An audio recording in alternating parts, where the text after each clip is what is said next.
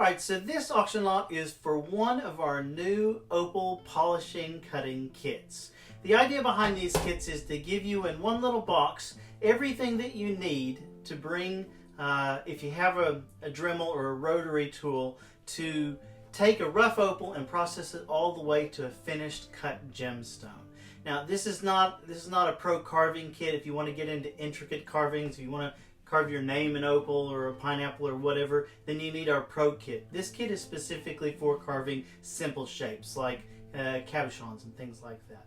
Now I'll take you through everything that's in the kit. First thing is a saw blade. So if the piece of rough that you get is a little bit too big, the diamond saw blade will help you trim it down to a good starting size. Once it's trimmed down into a rub, I've got a couple of dop sticks with my favorite green wax on them, and a candle so that you can melt that wax and stick your stone to the dop stick. Now first, whenever I look at carving or polishing opal, I break it into two parts. One is the cutting and one is the polishing. These are the cutting bits. They're diamond centered bits. Now these are not electroplated bits. The diamonds go all the way through them, and so like if it was electroplated bit, they might last you, 10 or 15 stones or something like that. These bits will last you a lifetime. I still have bits that are centered like this that I've been using for 10 years, and I work them out. So these will last you a long time. Now once you've got the shape all the way done and there are no sharp edges, then you move on to a 4-pack of Nova points. These are genuine Diamond Pacific Nova points, and these are the only, if you just want to get a really good polish, you don't need to go crazy and get the 50,000 grits. These are the only 4 that you need.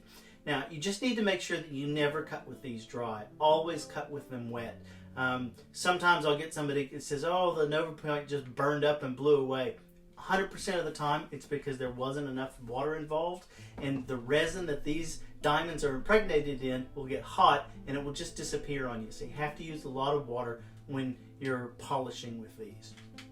Once you get it to as fine a polish as you can with the Nova points, I've included this and this, which is felt tips and a pack of optical grade cerium oxide.